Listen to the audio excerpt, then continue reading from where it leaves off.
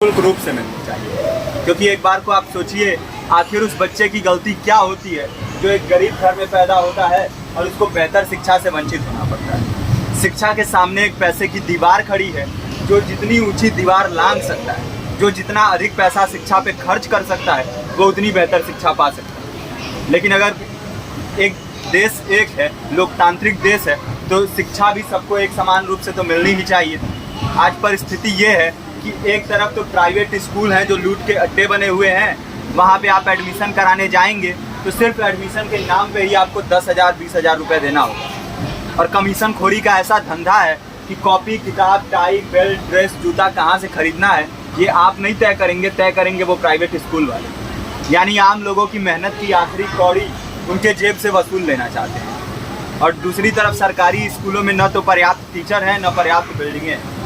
2019 का ही ये पुराना आंकड़ा है कि हर 100 में से 52 स्कूलों में या तो एक टीचर हैं या 2 टीचर हैं। और उन्हीं टीचरों के ऊपर जिम्मेदारी थोप दी जाती है कि जनगणना करो, मतगणना करो, पशुगणना करो, तमाम काम करवाए जाते हैं। और 19 के बाद से तब से कितने टीचर रिटायर हुए होंगे और 18 के बाद से कोई टीचर की वैकेंसी भी नहीं है। आप खुद भी सोच सकते हैं ये परिस्थिति और कितनी बिगड़ी हो। इसीलिए हम लोग ये मांग उठा रहे हैं, चाहे कोई राष्ट्रपति का बच्चा हो या किसी मजदूर का, सबको शिक्षा एक समान मिलनी चाहिए और निःशुल्क रूप से मिलनी चाहिए। प्रेमचंद ने अपने दौर में भी कहा था कि एक सभ्य समाज में ऊंची से ऊंची तालीम मुफ्त होनी चाहिए और इसका पूरा खर्च गवर्नमेंट को उठाना चाहिए, क्योंकि हमारे देश को फौज से ज़्यादा आवश्यकता तालीम की है। और शिक्षा से जुड़ता हुआ ही दूसरा मुद्दा हम लोग उठा रहे हैं।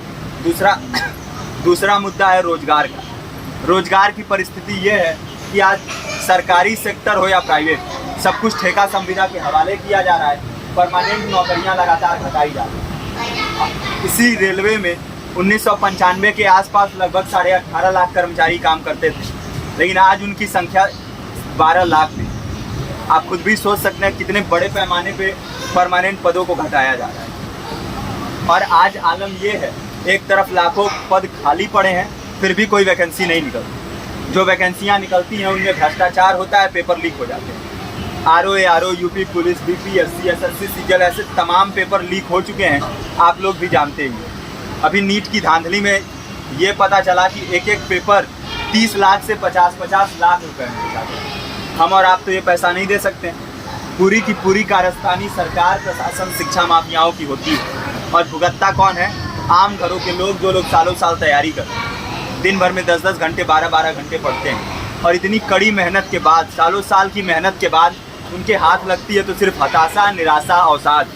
बहुत से छात्र नौजवान जो इस बेबसी में, इस डिप्रेशन में नहीं जी पाते, आत्महत्या तक के कदम उठा लेते हैं। लेकिन ये देश की विडंबना है कि टीवी चैनल, अखबार, मीडिया, नेता, मंत्रियों के लिए कहीं ये कोई मुद्दा नहीं है। उनके लिए मुद्दे हैं तो जाति, धर्म, रंग, नस्ल, अगड़ा पिछड़ा। आज जब पूरी परिस्थिति इतनी भयावह है तो ये जरूरी है कि लोगों के बीच में जाया जाए, लोगों को संगठित किया जाए और एकजुट किया जाए। क्योंकि आज अगर अपने मुद्दों पर बोलेंगे नहीं तो कल को ये परिस्थिति और बिगड़ेगी। हो सकता है ले देके अपनी ज़िंदगी तो हम लोग काट ले जाएं, लेकिन आने वाली पीढ़ियों को क्या भविष्य देके जाएंगे, ये भी सोचने वाली बात है। हमारे साथी ने आपको पर्चा दिया है, पर्चा आप तक पहुंच गया है। पर्चे में और भी बातें हैं, इसको पूरा विस्तार से पढ़िए। पर्चे में हमारा नंबर है, संपर्क कीजिए। फेसबुक का, इंस्टाग्राम का लिंक है, आप वहाँ पे जाएंगे तो आपको पता भी चलते रहेगा कि लगातार किन किन माध्यमों से हम इस अभियान को चला रहे हैं। नुक्कड़ नाटक, संगीत, शिक्षा सहायता मंडल, लाइब्रेरी, तमाम माध्यमों से इस अभियान को चला रहे हैं और कोशिश कर रहे हैं कि बड़े से बड़े पैमाने पर हर जगह पे लोगों को संगठित किया जाए और एकजुट किया जाए। आपके बीच भी आए हैं, आपका साथ और सहयोग दें। साथ इस रूप में कि आप भी हमारे इस कारवां और इस मुहिम से जुड़िए।